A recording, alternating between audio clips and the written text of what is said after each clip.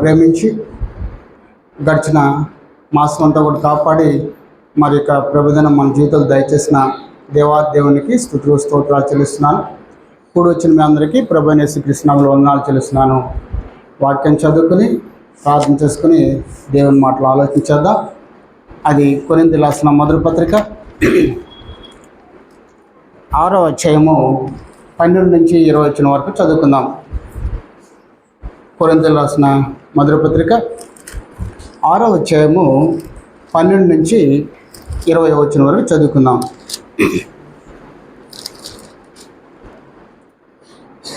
అన్నిటి యందు నాకు స్వాతంత్రం కలదు, కానీ అన్నీ చేయదగిన కావు.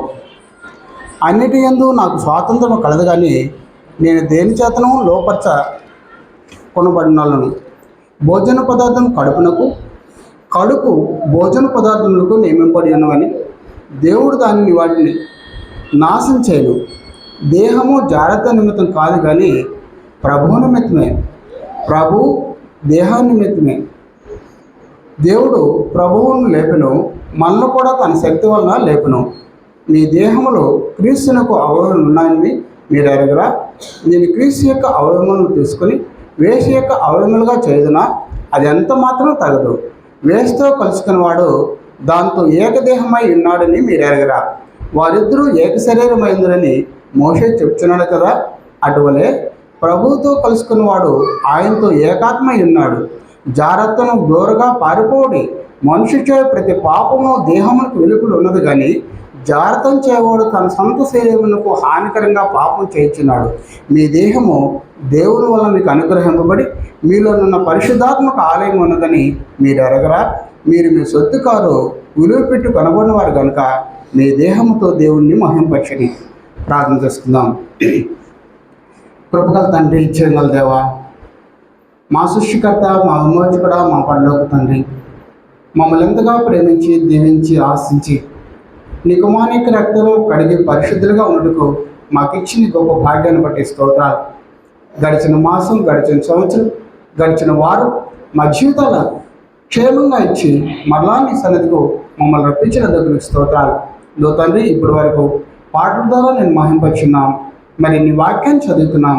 అయితే తండ్రి, ఇప్పుడు మీరు ఏం మాట్లాడాలని ఆలోచించేస్తున్నారో ఆ మాటలు వినుటకు మేమందరం కూడా సిద్ధపడి ఉన్నాం. ఇక్కడ మాట్లాడే ప్రతి మాట అది మీదే ఉండేలాగా సహాయం చెప్పండి తండ్రి. నేను మిమ్మల్ని మాత్రమే, కానీ నా ద్వారా మాట్లాడేది మీరని మేమందరం కూడా గ్రహించి భయంతో వణుకుతూ నీ మాటలు ఎన్నుటకు కావాల్సిన కృప దయచేయండి. వినిచిన బిడ్డలను మనసును హృదయాన్ని యాదినపరచుకొని తండ్రి, నైనా నీ మాటలు బోధించి నాకు కావాల్సిన ధైర్యాన్ని నీ పరిశుద్ధాత్మక సహాయాన్ని అనుగ్రహించుకొని మరి వినిచిన ప్రతి బిడ్డలను మీ ఆదిన ఉంచుకోమని మమ్మల్ని అందరూ కూడా తండ్రి నీ బోధకులో పడి నీ మాటలు చెవికి మేము స్వీకరించి మా స్థితిని మా జీవితాన్ని మార్చుకుంటూ నీ కృప చెప్పమని మా ప్రభువును నీ ప్రియకుమారును యేసు పరిశుద్ధ నామములో అడిగి వేడుకున్నాం తండ్రి, ఆమేన్.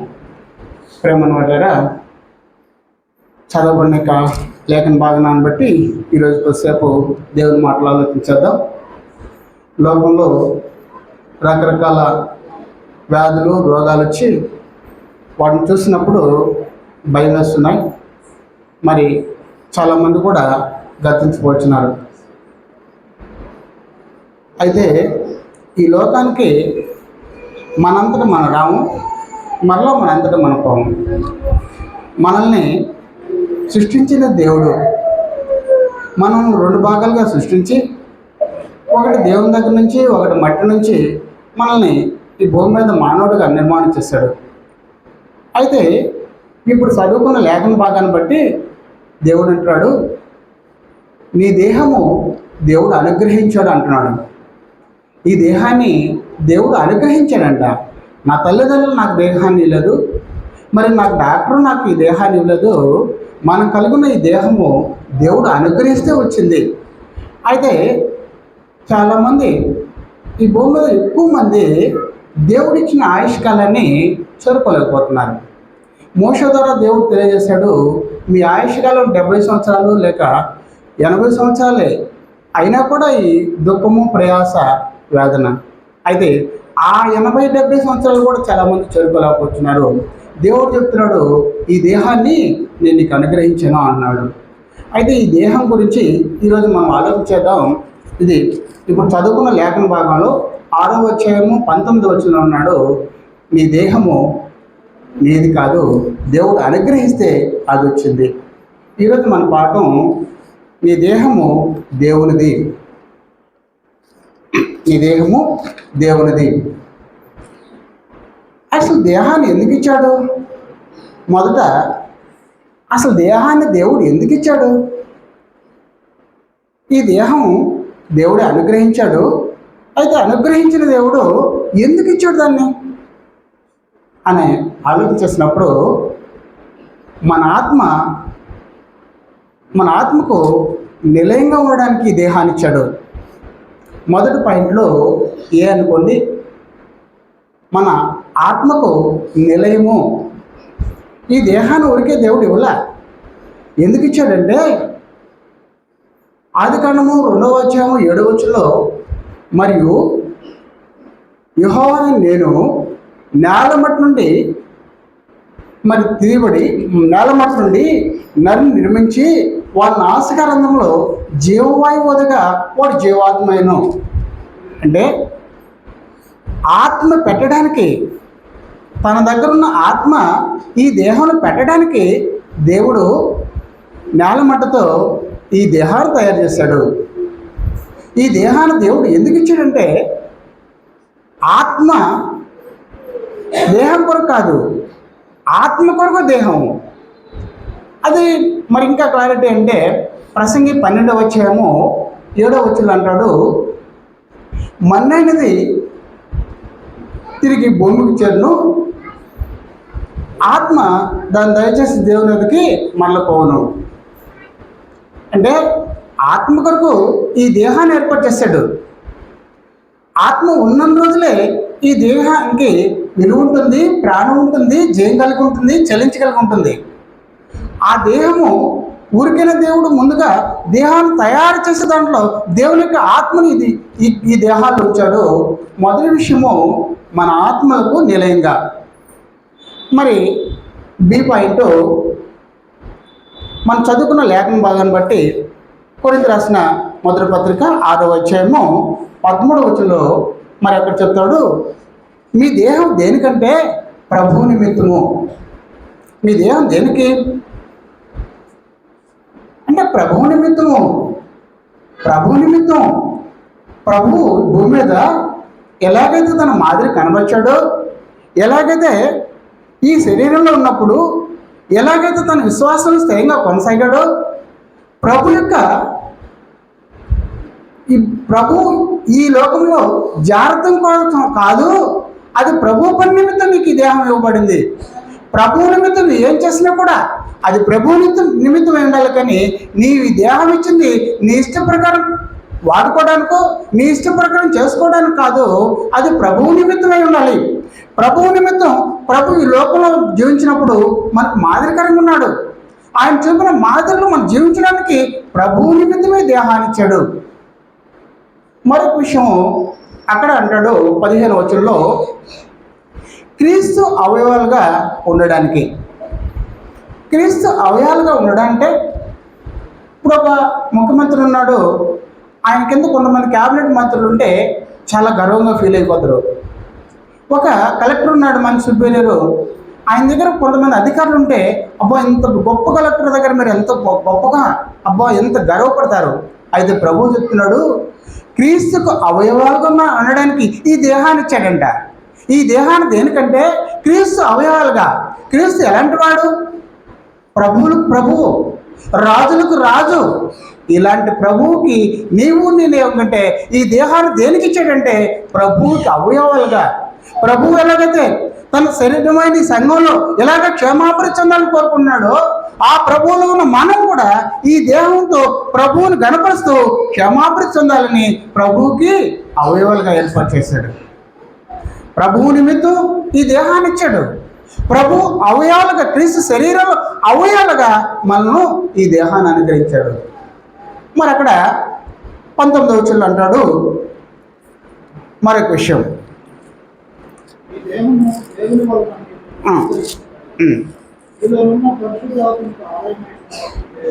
చాలన్నా.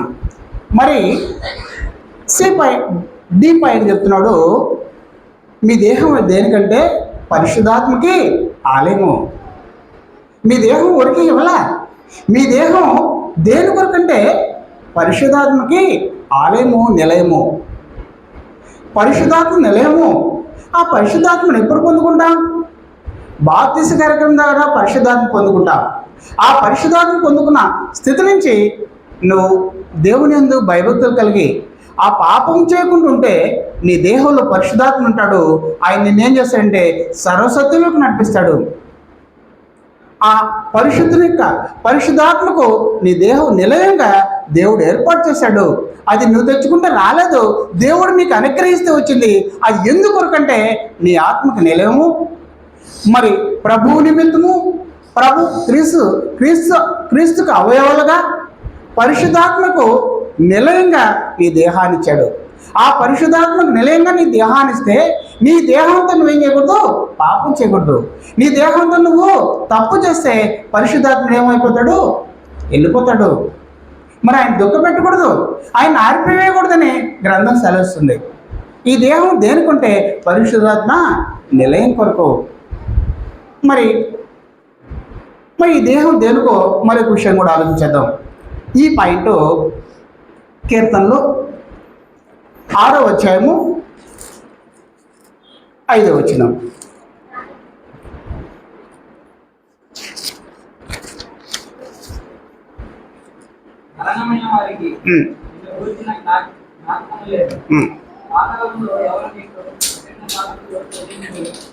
చాలు.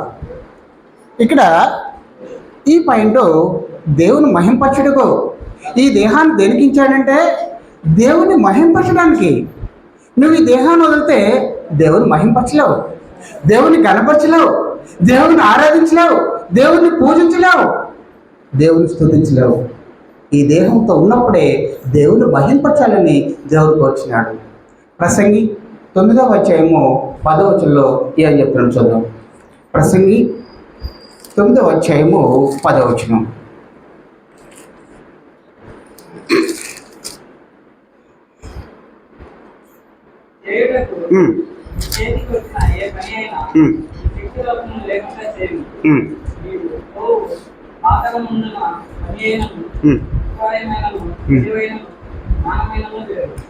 నువ్వు చేత వచ్చిన అవకాశం ఉందా?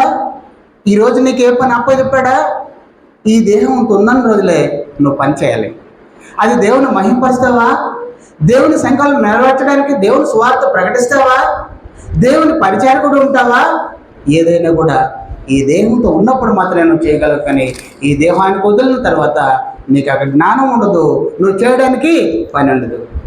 ఈ దేహం దేవుడు దేనికి ఇచ్చాడంటే దేవుణ్ణి మహింపరచడానికి.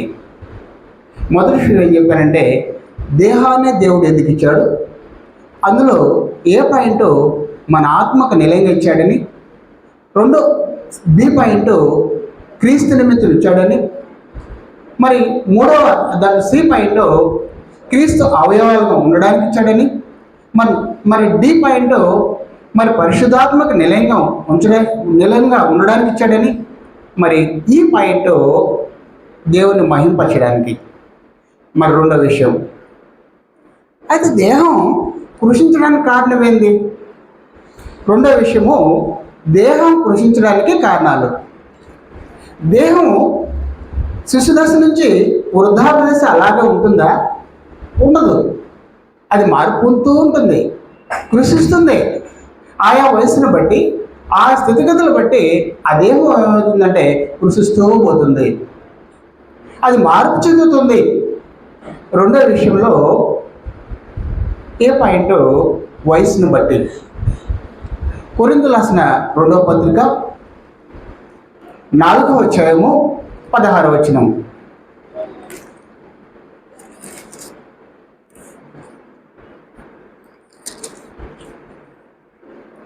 కావున మేము అధైర్యపడము, మా బాహ్య పురుషుడు కృషించుచున్నను, ఆంతర్య పురుషుడు దినదినము నూతనపరచబడుచున్నాడు. చాలు. ఇక పౌలు గారు చెప్తున్నాడు, నా బాహ్య పురుషుడు నశిస్తున్నాడు, కృషిస్తున్నాడు. ఎందుకంటే నేను అనేకమైన శ్రమలు పొందా, నా వయసు మెరుతా ఉంది, నేను పడిన దెబ్బలు, నేను ఉన్న ఉపవాసాలు, నేను పడి ఆహారం లేక అలమిటిచ్చిన రోజులను బట్టి నా శరీరం ఏమవుతుందంటే, నా వయసును బట్టి నా శరీరం ఏమవుతుంది, కృషిస్తూ ఉంది. అయితే ఈ శరీరం గురించి ఏమనుకున్నామంటే, ఈ శరీరం మార్పు చెందకుండా ఉండాలని, అందరికీ నేను పట్టుత్వం కలిగి ఉన్నానని, నేను శక్తి కలిగి ఉన్నానని మనం చూపించడానికి ఎన్ని ప్రయత్నాలు చేసినా అది మనం బయలుపరుస్తూనే ఉంటుంది. నా వయసు ఎంత, అందుకే నా శరీరం ఇలా ఉంది అని. మనం ఎన్ని రంగు మేకప్ వేసినా కూడా అది ఏదో ఒక రోజు తెలియపరుస్తూనే ఉంటుంది. అయితే ఇక్కడ పౌలు అంటున్నాడు, నా వయసును బట్టి నా శరీరం ఏమైంది, కృషిస్తుంది. మరి దేని బట్టి కృషిస్తుంది? మరి ఒక విషయము ప్రసంగి 11వ అధ్యాయము 9-10 వచనాలు.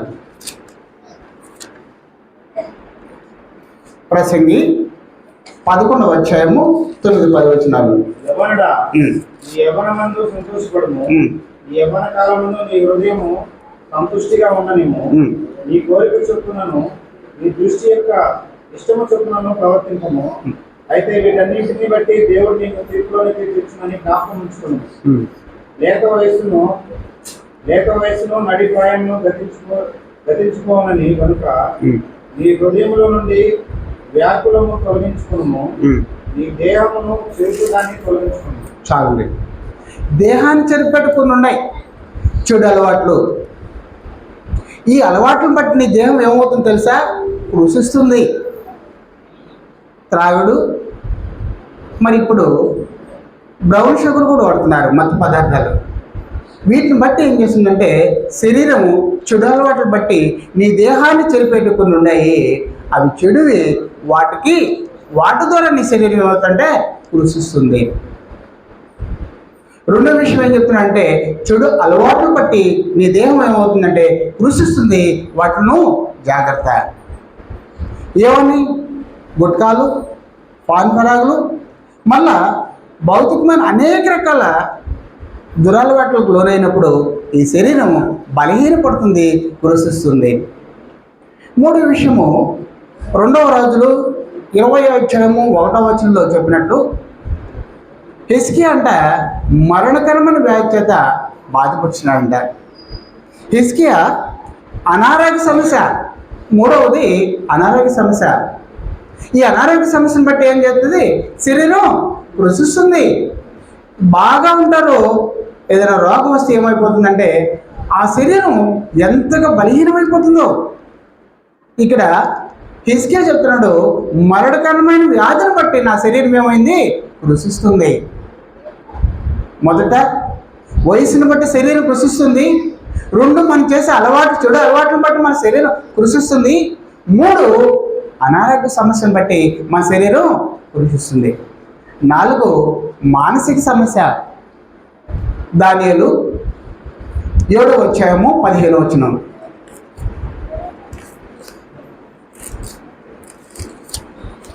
ఏడు 15వ వచనం.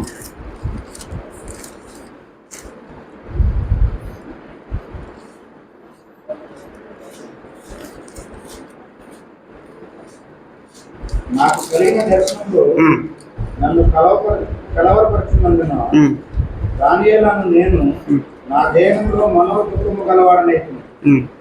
అక్కడ అంటున్నాడు దానియేలు గారు, మనోదుఖం కలిగి ఉన్నాడంట. మనుషులంతా బాగానే ఉంటారు, కానీ వారు మనసులో ఆలోచించి ఆలోచించి ఆలోచించి వాళ్ళు కృషించిపోతారు.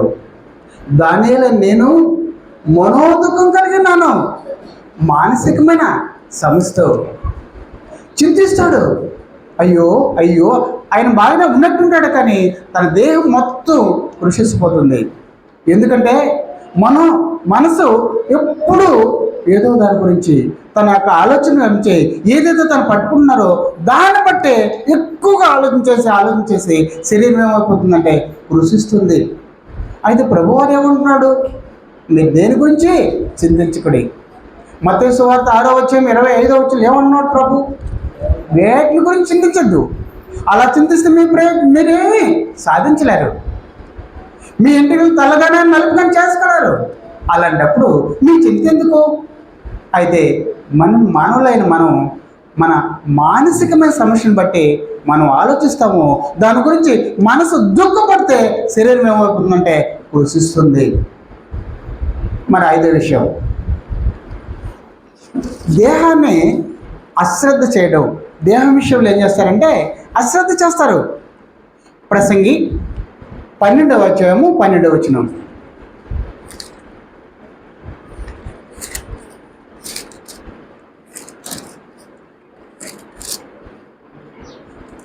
ఇది కాక నా కుమారుడా, హితోపదేశములు వినుము. పుస్తకంలో అధిక రక్షించబడును, దానికి అంతం లేదు. విస్తారంగా విద్యాభ్యాసం చేయక దేహములకు ఆయాసపడు. చాలామంది ఎక్కువగా చదువుతారు, వారు చదువులో పడిపోతారు, మరి దేహాన్ని అశ్రద్ధ చేస్తారు. కొంతమంది వ్యాపారం చేస్తారు, వ్యాపారం ఎక్కువగా తన ఉన్న శక్తినంతా దానికి పడతారు, మరి దేహాన్ని నిర్లక్ష్యం చేస్తారు. కొంతమంది ఇంకా అనేక రకాలమైన వాటి కొరకు తన యొక్క శక్తిని, దేహాన్ని వాటి కొరకు సమయాన్ని ఇస్తారు. అది దాని దేహాన్ని బట్టి దేహానికి అశ్రద్ధ చేసి నిర్లక్ష్యంగా సమయానికి మందులు తీసుకోక, సమయానికి ఆహారం తీసుకోక ఈ దేహం ఏమైపోతుందంటే కృషిస్తుంది. దేహానికి కృషించడానికి కారణాలు ఏం ఆలోచించేస్తామంటే వయసును బట్టి కృషిస్తుంది, మరి అనారోగ్య సమస్యను బట్టి కృషిస్తుంది, చెడు అలవాట్లను బట్టి కృషిస్తుంది, మానసిక సమస్యను బట్టి కృషిస్తుంది, నీ దేహాన్ని అశ్రద్ధ చేయడం ద్వారా కృషిస్తుంది. అయితే దేహాన్ని తో ఏం చేయాలి? మూడో విషయము, ఈ దేహంతో ఏం చేయాలి అని అంటే దేహంతో దేవుని మహింపరచాలి. ఈ దేహాన్ని దేవుడు ఎందుకు ఇచ్చాడంటే దేవుని మహింపరచడానికి. మొదటి రోమనంకిలో దేహాన్ని దేవుడు ఎందుకు ఇచ్చాడో ఆలోచించేసాం. రెండవ రోమనంకిలో ఈ శరీరం కృషించడానికి కారణాలేమో ఆలోచించేసాము. మూడో విషయము, ఈ దేహముతో దేవుణ్ణి మహింపరచాలి అని అంటున్నాడు. చూడండి, కొరింథీయులకు రాసిన మొదటి పత్రిక 6వ అధ్యాయము 19వ వచనం.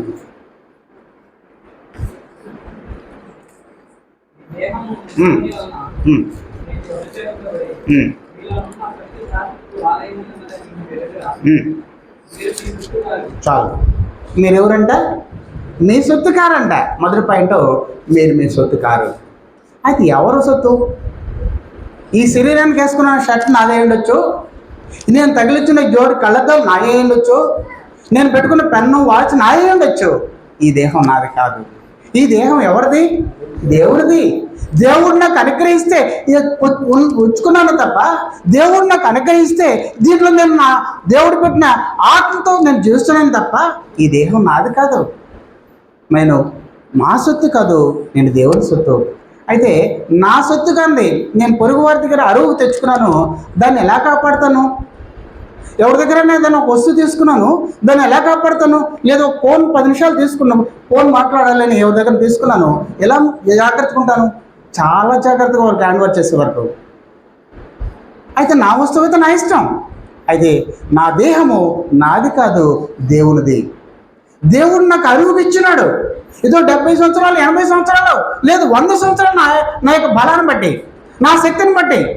అయితే అప్పటి వరకు ఇది దేహమును దేవునిదే, ఈ దేహం నీది కాదు. ఇది అరువు తెచ్చుకున్నది, దేవుడు అనుగ్రహిస్తే నేను పొందుకున్నది. ఈ దేహాన్ని జాగ్రత్తగా ఉంచాలి. మళ్ళా దేహాన్ని ఒకరోజు దేవుడు నా దేహాన్ని అడుగుతాడేమో. అయితే నేను ఎవరంటే నా సొత్తు కాదు, నేను దేవుని సొత్తు. మరి దానిలో రెండో విషయము, పేతురు రాసిన మొదటి పత్రిక 1వ అధ్యాయము 18-19 వచనాలు.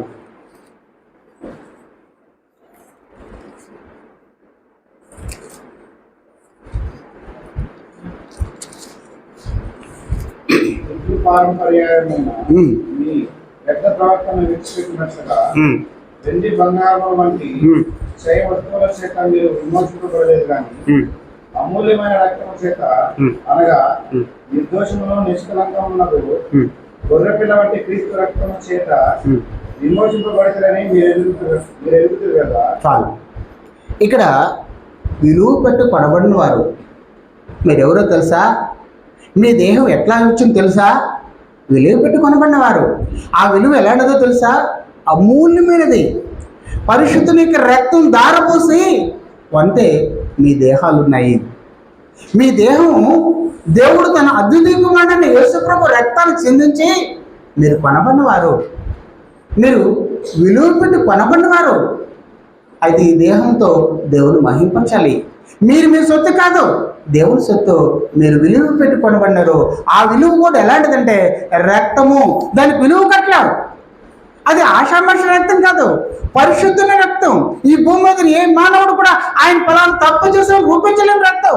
అలాంటి పరిశుద్ధ యొక్క రక్తంతో కొనబడిన ఈ దేహము దేవుని మహింపరచాలి.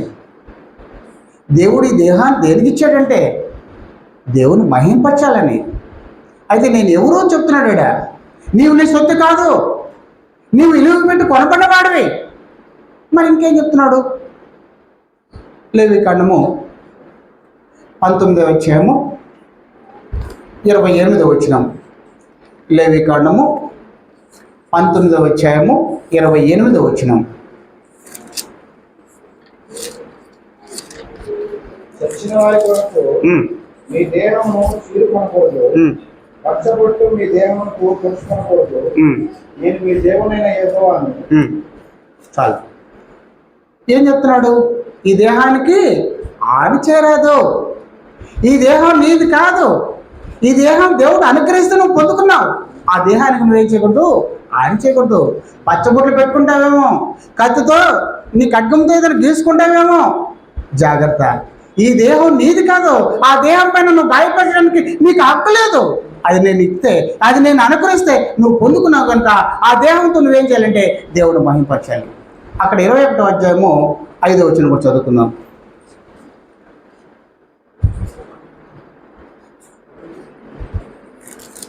21 లేవికాండం 21:5. వారు తమ తలలో దోడి చేసుకొని రాదు, గడ్డపు పక్షులను క్షౌరం చేసుకొని రాదు, కత్తితో దేహమును పూసుకొని రాదు. చాలు. కత్తితో దేహాన్ని పోసుకొని రాదు. చాలామంది తన ముక్కిలో తన ఎక్కువగా ప్రేమించేవారు ఈ భూమిని విడిచినప్పుడు నేనెందుకు ఈ భూమి మీద బ్రతకాలని తన శరీరాన్ని ఆన్ చేసుకున్న వారు ఉన్నారు. వారి గురించి చెప్తున్నాడు, మరి ఖడ్గంతో శరీరాన్ని పోసుకోకూడదు. అది ఎందుకంటే అది దేవునిది. ఈ శరీరం పైన పచ్చబొట్టును పొడుచుకోకూడదు. ఈ దేహానికి నువ్వు ఎలాంటి హాని చేయకూడదు. ఆ దేహము దేవుని కనుక అది నువ్వు ఆ దేహంలో ఉన్న రోజులు ఆ దేహంతో నువ్వేం చేయాలంటే దేవుని మహింపరచాలి. ఎందుకు నిమిత్తం దేవుని దేహాన్ని నీకు ఇచ్చాడంటే దేవుని మహింపరచడానికే తప్ప నువ్వు దానికి ఆన్ చేసుకొని నిన్ను నమ్ముకున్న నీ కుటుంబానికి ఇబ్బంది కలిగించాలని కాదు. నువ్వు వారికి సహాయకరంగా ఉండాలని దేవుడు అనుగ్రహించాడు.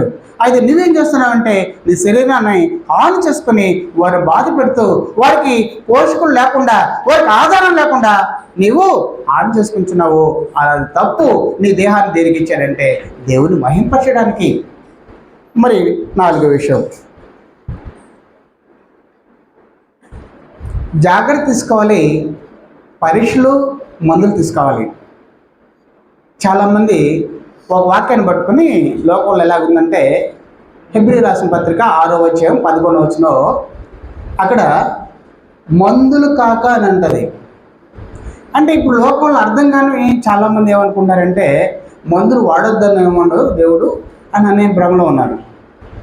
అక్కడ మందులు కాకంటే నువ్వు ఏ స్థితిలో ఉన్నావో ఆ స్థితిలోనే కాదు, నువ్వు కొంచెం పెరుగు విను, జాగ్రత్తగా నువ్వు అభివృద్ధి చెందని దేవుడు చెప్తే మందులు కాకంటే మందులు కాకుండా మందులు వాడితే వేడి చేస్తుందనో ఇలా బోధించే పాస్టర్లు ఉన్నారు ఈరోజు.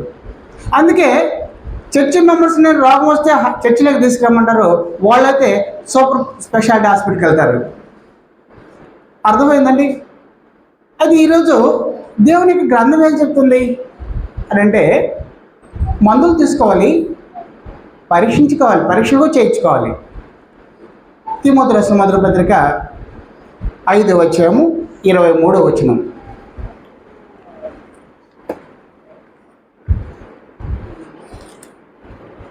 తిమోతి రాసిన మొదటి పత్రిక 5వ అధ్యాయము 23వ వచనం.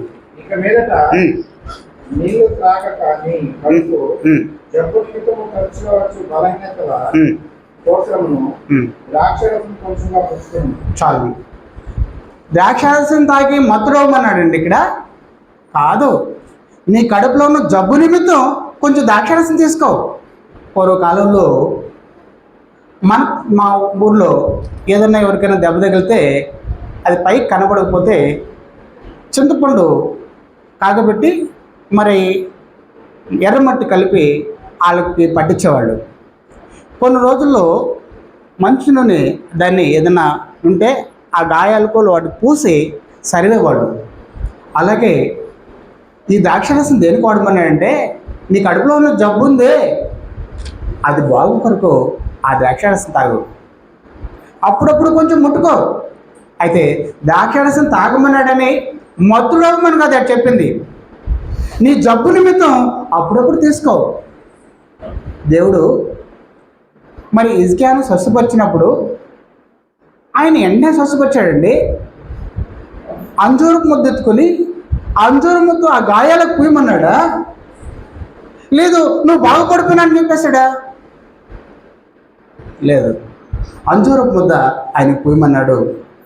అలాగే ఇక్కడ పౌలు చెప్తున్నాడు తిమోతికి, నీ జబ్బు నిమిత్తం మందులు వాడుకో, పరీక్షలు చేయించుకో. అయితే మందులు వాడొద్దు, పరీక్షలు చేయించుకోవద్దు, నువ్వు దేవుని మందిరాలను ఉండు, బాగైపోతానని ఇక్కడ నీ విశ్వాసం. దేవుడు స్వస్థపరుస్తాడు, అది వేరే విషయం. చేయవలసిన పని చేయాలి. మరి 5వ విషయం,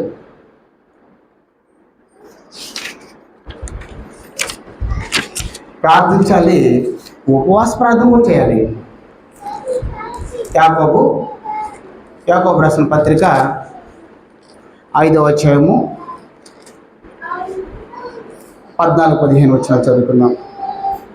మీలో ఎవరైనాను రోగి అన్నాడా, అతడు సంఘపు పెద్దలు పిలవనంతవరకు వారు ప్రభువు నామమున అతనికి నూనె రాసి కొరకు ప్రార్థన చేయగలరు. విశ్వాస సహితమైన ప్రార్థన ఆ రోగిని స్వస్థపరచును. ప్రభు అతను లేపును. అతడు పాపములు చేసిన వాడైతే పాప క్షమాపణ. చాలు.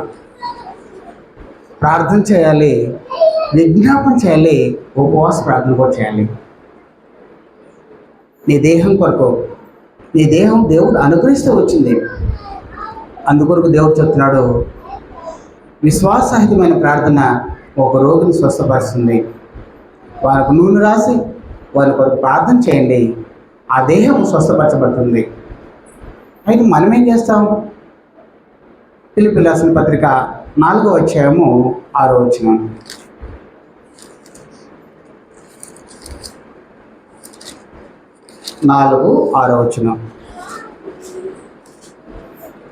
దేనిని గురించి చింతపడకూడదు కానీ ప్రతి విషయంలోనూ ప్రార్థన విజ్ఞాపన చేత కృతజ్ఞతాపూర్వకంగా నీ విన్నపములు దేవునికి తెలియచేయండి. చాలు. ప్రతి విషయంలో ఏం చేయాలి? దేవునికి విజ్ఞాపనలు చేయాలి, ప్రార్థన చేయాలి, మేలు పొందితే కృతజ్ఞతాస్తుతులు చెల్లించాలి. అయితే మనం చింతించడం ద్వారా ప్రయోజనం లేదు. ఈ దేహము దేవుడు అనుగ్రహించాడు. ఆ దేహంని, ఆ దేహం ఉన్న రోజులే దేవుడిని మహింపరచాలి. దేహం దేవుడు ఎందుకు ఇచ్చాడంటే, ఆ దేహం దేవుడు అనుగ్రహిస్తేనే పొందుకున్నావు. అది నీవు నీ సొత్తు కాదు, నువ్వు విలువ పెట్టి కొనబడినవాడు.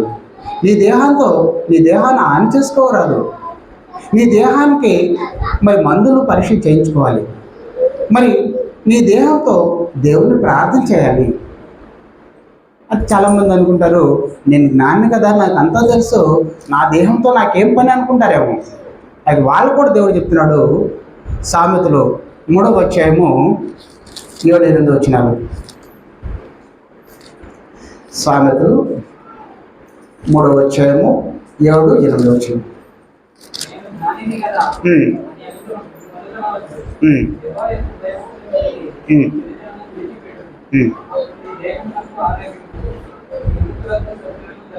చాలు.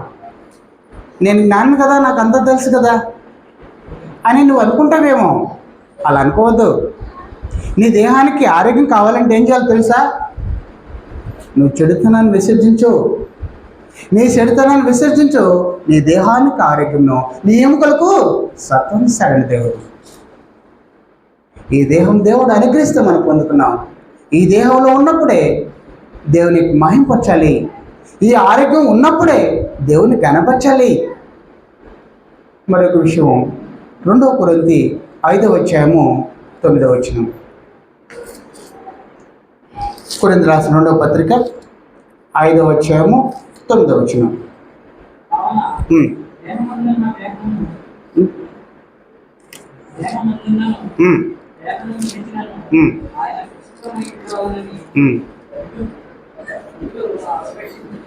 చాలు.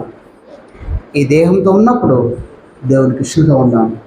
దేహం విడిచినా కూడా దేవునికి ఇష్టంగా బ్రతుకుదాం. దేవుడు చెప్తున్నాడు, ఈ దేహాన్ని నీకు అనుగ్రహిస్తే పొందుకున్నావు తప్ప ఈ దేహాన్ని నువ్వు వారసత్వంగా తెచ్చుకోలేదు, నువ్వు డాక్టర్ ద్వారా తెచ్చుకోలేదు, నీ తల్లిదండ్రుల ద్వారా తెచ్చుకోలేదు.